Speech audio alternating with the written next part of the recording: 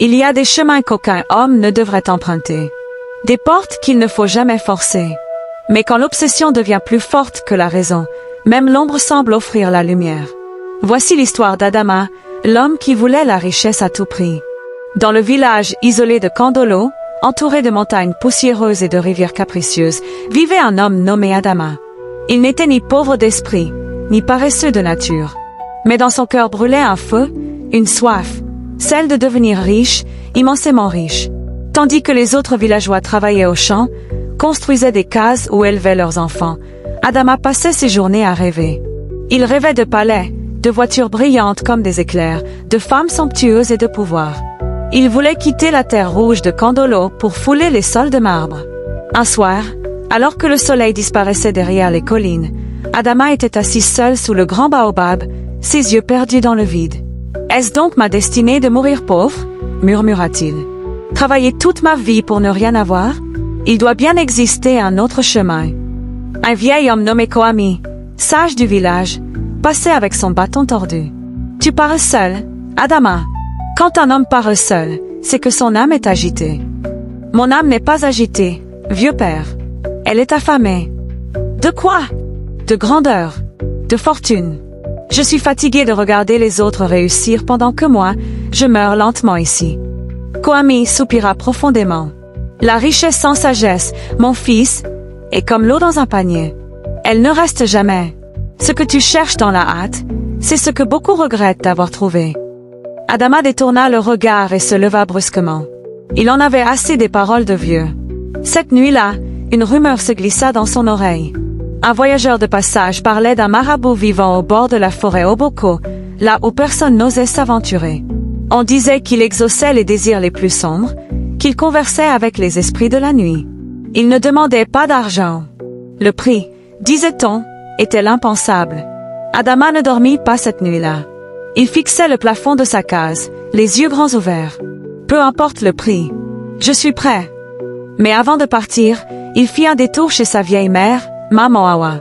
Presque aveugle, elle passait ses journées à faire bouillir des feuilles pour calmer ses douleurs. « Je savais que tu viendrais, » dit-elle sans se retourner. « Ton pas est lourd, ton esprit troublé. » Adama resta silencieux. « Où vas-tu » demanda-t-elle. « Là où les pauvres deviennent rois. » Elle se leva lentement, la main posée sur sa poitrine. « N'emprunte pas les routes que les ancêtres ont interdites. Si tu vends ton âme, tu perdras bien plus que tu n'imagines.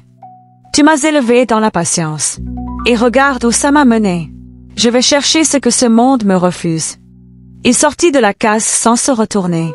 Derrière lui, sa mère leva les yeux vers le ciel. « Que les ancêtres te protègent. » Le lendemain, Adama prit la route.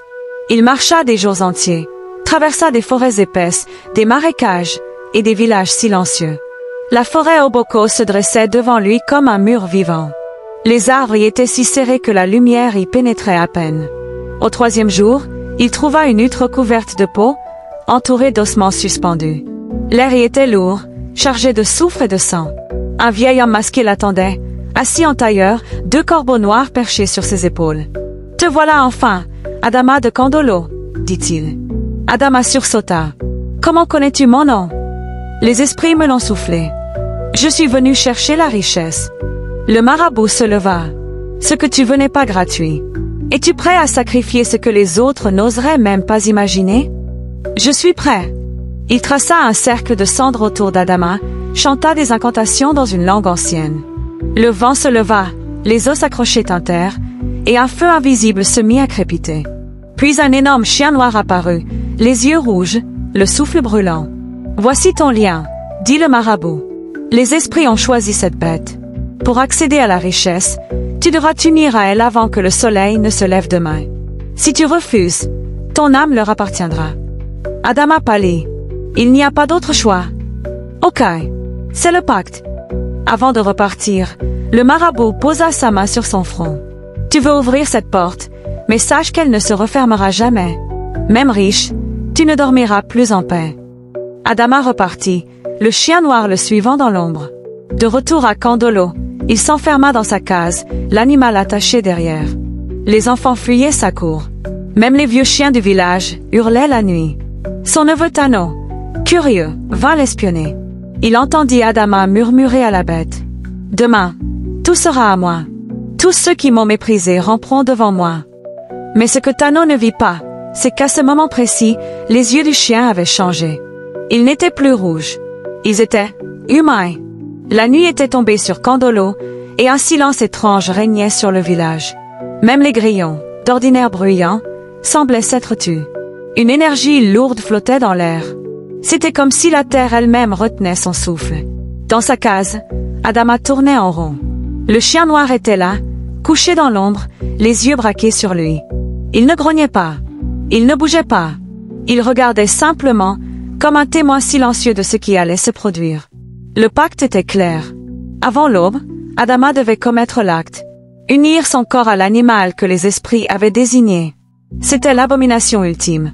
Un acte contre nature, mais c'était le prix.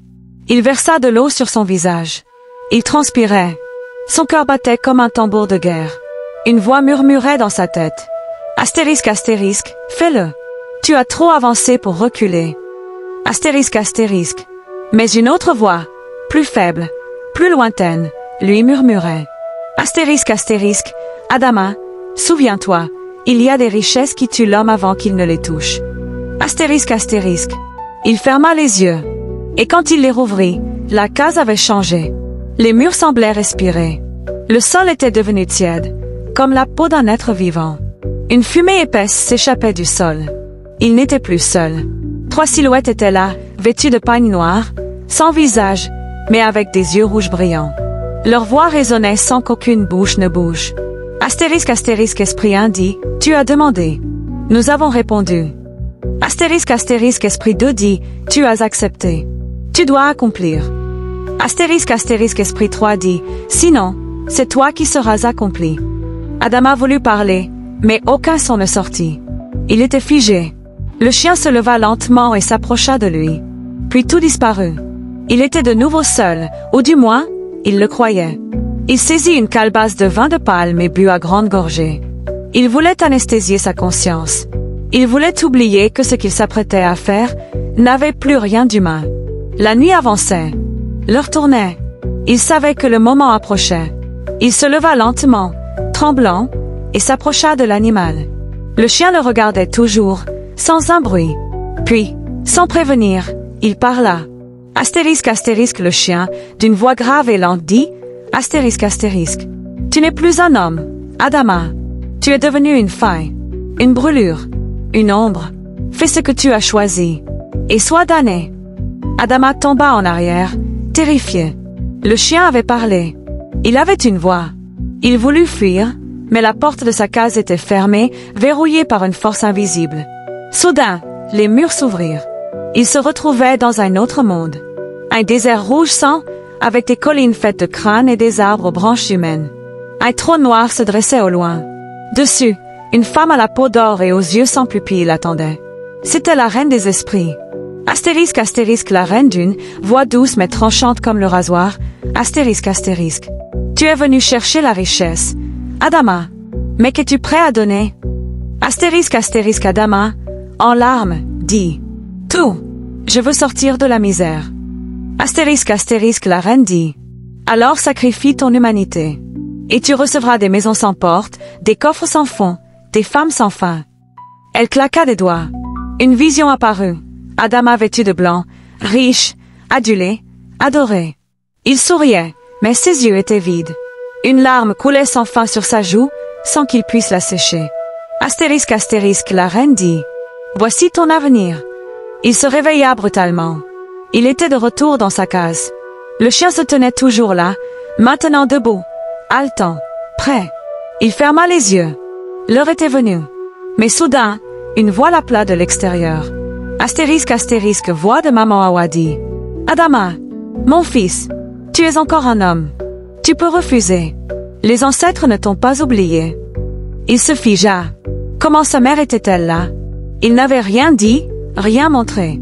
Et pourtant, elle l'appelait dans cette nuit noire. Il courut vers la porte. Elle était toujours fermée. Il la frappa, cria, mais elle ne bougeait pas.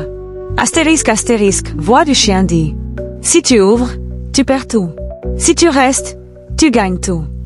Adama hurla. Je ne sais plus. Les voix des esprits résonnaient dans sa tête, l'encerclant.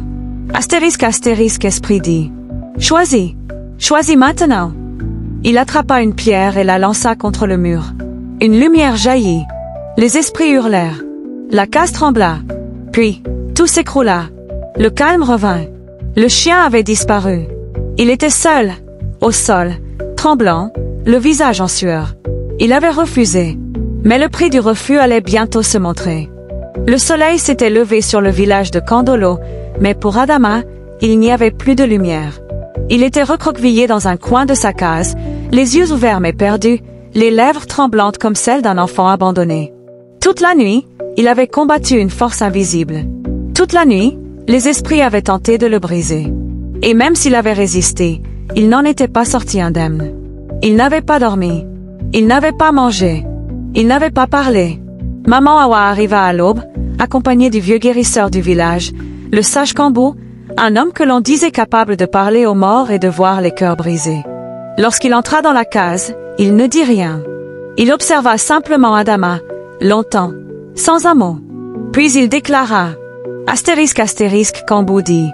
Il est revenu, mais il n'est plus entier. Une partie de lui est restée de l'autre côté. » Astérisque, Maman Awa, en larmes, dit « Mon fils, qu'as-tu fait ?» Adama ne répondit pas. Il fixait un point invisible au plafond. Le chien noir avait disparu. Mais sa présence semblait hanter les lieux. L'air était lourd, poisseux. Les murs transpiraient de silence. Le vieux Kambou déposa des feuilles sacrées sur le sol, traça des signes au charbon et alluma un petit feu. Astérisque, Kambou dit. Que les ancêtres viennent parler. Que les esprits révèlent la vérité. Une fumée blanche s'éleva, tourbillonnant au-dessus d'Adama. Une voix, vieille et grave, sortit des flammes. Astérisque, voix de l'esprit ancien dit. Il a frôlé l'abîme. Il a convoqué ce qui ne dort jamais. Il a touché l'interdit. Et l'interdit a répondu. Astérisque, Maman Awa, tremblante, dit. Dites-moi, mon fils a-t-il été souillé? Astérisque, esprit dit. Il a refusé. À l'ultime seconde. Mais le pacte avait déjà laissé sa marque. Il n'est ni maudit, ni sauvé. Il est entre deux mondes. Kambou se leva brusquement. Astérisque, Kambou dit. Il faut purifier ce garçon. Sinon, ce qu'il habite détruira plus que lui-même. Mais le mal était déjà fait. Le lendemain, une rumeur se répandit comme un feu de brousse. Une étrange maladie frappait les animaux. Des chèvres hurlaient la nuit, des chats disparaissaient, et plusieurs villageois avaient vu un chien noir rôdant près des cases, avec des yeux rouges. Une vieille femme jura avoir entendu le chien parler en langue humaine. Le nom d'Adama revenait sur toutes les lèvres. Astérisque, villageois dit. N'a-t-il pas consulté le vieux marabout de la colline? Astérisque, villageoise dit. Je l'ai vu parler à un chien la semaine dernière, à voix basse, comme on parle à un frère. Astérisque, jeune homme dit. Et ce chien? Il a disparu.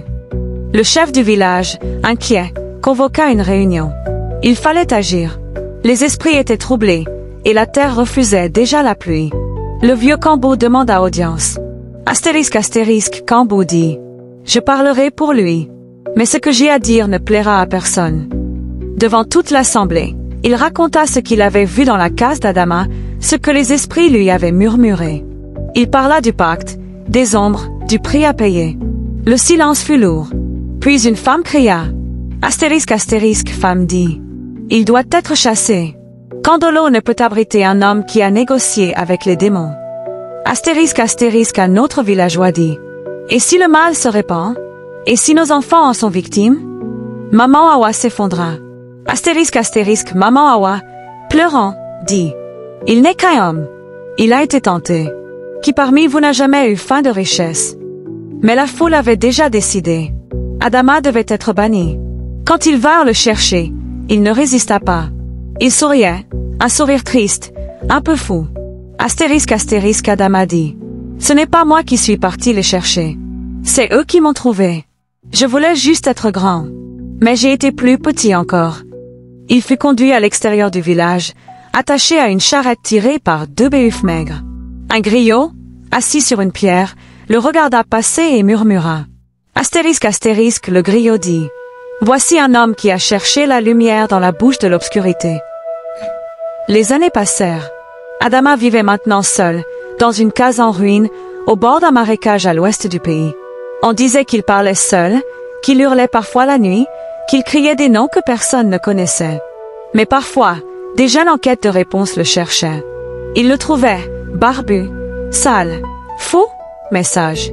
Il leur disait souvent, astérisque astérisque, Adama dit, il y a une richesse plus précieuse que l'or, la paix. La vraie. Celle qui te laisse dormir sans que ton ombre ne te réveille. Celle qui ne te demande pas de te trahir. Un jour, un jeune homme curieux lui demanda. Le jeune dit, vieil homme, si c'était à refaire, signerais-tu le pacte? Adama le regarda longuement. Puis il montra son cœur. Astérisque astérisque, Adama dit. J'ai signé avec la main, mais c'est mon âme qui a brûlé. Je ne referai jamais ce voyage, même pour devenir roi de toute l'Afrique. Et ainsi s'acheva le destin d'un homme qui voulait tout, mais qui perdit presque l'essentiel, lui-même. Le feu crépitait au centre du cercle.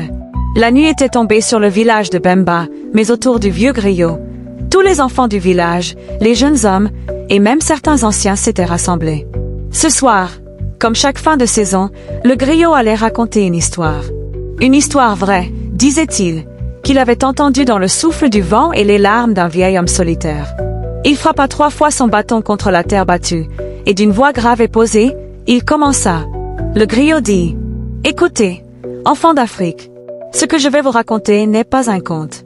C'est la mémoire d'un homme qui a failli devenir roi, mais qui a fini esclave de ses propres désirs. » Les enfants ouvrirent de grands yeux. Même les anciens se redressèrent. Le griot dit, « Il s'appelait Adama. Il voulait la richesse, mais pas n'importe laquelle. Il voulait celle qu'on n'obtient ni par la sueur, ni par l'effort, ni par la patience. Non, il voulait l'or sans peine, la gloire sans mérite. Alors il a frappé à la mauvaise porte, celle des ténèbres. Une brise glacée traversa le cercle. Le griot dit, il est allé chez un marabout, un sorcier des montagnes. On lui a parlé de pacte, de sacrifice, de bêtes et d'ombre. On lui a dit, si tu veux la richesse, couche avec ce que l'esprit te montrera. Il a hésité. Il a pleuré. Il a failli faire l'irréparable. Il marqua une pause, laissant le silence imprégner chaque mot. Le griot dit, mais il n'est pas allé jusqu'au bout. Son cœur, au dernier instant, a reculé. Pourtant, il avait déjà mis le pied dans l'eau trouble. Et même si tu ne bois pas l'eau de la mer, y plonger un orteil suffit pour que l'odeur te suive toute ta vie. Un vieux du cercle murmura. C'est vrai ça, griot. L'intention seule peut souiller l'âme. Le griot hocha la tête. Le griot dit, oui. Et même s'il n'a pas touché la bête, les esprits ont vu son cœur. Il est revenu vivant, mais brisé. Rejeté. Banni. On l'a traité de sorcier, de possédé. Et il est parti. Seul, vivre parmi les arbres et les marais. Un garçon osa poser une question. Astérisque astérisque garçon astérisque astérisque. Et maintenant, il est mort? Le griot sourit tristement. Le griot dit, il vit encore, mais il parle aux étoiles. Il converse avec les fourmis. Il écrit des prières sur des feuilles mortes. Il est devenu sage, oui, mais au prix d'un voyage que je ne souhaite à personne. Les jeunes restèrent silencieux. Le griot reprit. Le griot dit, écoutez bien la leçon, car c'est pour cela que cette histoire vous est contée. La richesse n'est pas un mal. Le désir de réussir n'est pas un péché. Mais tout ce qui brûle trop fort finit par détruire. Quand tu veux quelque chose à tout prix, demande-toi, quel est ce prix? Et es-tu prêt à le payer avec ton âme, ta dignité, ta paix?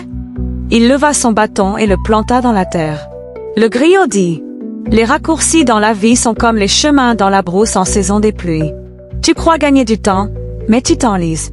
L'homme qui veut courir avant d'avoir appris à marcher finira sur le dos. Un autre enfant demanda. L'enfant dit, et les marabouts? Et les promesses de pouvoir? Le griot, sévèrement, dit, méfie-toi des promesses trop belles. Le diable ne vend pas, il loue. Et un jour, il vient réclamer son dû. Les esprits n'offrent rien gratuitement. Si tu veux réussir, cultive-toi. Travaille. Tombe, relève-toi. Mais ne pactise jamais avec ce que tu ne comprends pas. Il ajouta. Le griot dit, L'argent peut construire une maison, mais il ne construit pas la paix intérieure. La gloire attire le regard, mais pas le sommeil. Celui qui dort tranquille est plus riche que celui qui compte ses pièces en tremblant. Une vieille femme murmura. La vieille dit, « C'est pour cela que mes enfants n'ont jamais touché au fétiche, même quand la faim nous étranglait. » Le griot hocha la tête en signe de respect. Le griot dit, « Mieux vaut une vie humble et droite qu'une fortune maudite. » Le feu s'éteignait doucement. Le ciel s'était chargé d'étoiles. Avant de conclure, le griot dit, « Si un jour tu sens la tentation frapper à ta porte, souviens-toi d'Adama. Souviens-toi de ce que tu as entendu ici ce soir. Car l'histoire d'un seul homme peut sauver des générations entières. » Il frappa une dernière fois son bâton. Le griot dit, « Et voilà, la parole a été donnée. L'histoire a été dite. Que chacun garde la leçon dans son cœur. Alors, la morale de cette histoire est que la richesse sans mérite est une malédiction déguisée. Cherche la lumière par le travail, l'effort et l'honnêteté, car ce que tu gagnes sans sacrifice honnête, tu le perdras avec souffrance. Garde ton âme pure, même dans la pauvreté, car elle est plus précieuse que tout l'or du monde. » Si cette histoire t'a touché, si tu as compris la profondeur de la leçon, alors ne garde pas cela pour toi seul. Partage cette sagesse. Transmets-la, car une parole juste peut changer une vie. Abonne-toi à la chaîne Histoire Extra Plus, là où les contes ne sont pas que des récits, mais des miroirs de la vie. Active la cloche, car chaque semaine, une nouvelle histoire t'attend, une histoire qui parle à ton cœur, à ton âme et à ton destin. Laisse un like si tu crois encore à la puissance de nos racines, commente avec ton cœur et partage cette parole autour de toi, car ensemble, nous gardons vivante la flamme de la sagesse africaine. À bientôt et merci, je vous aime, à la prochaine fois, bye.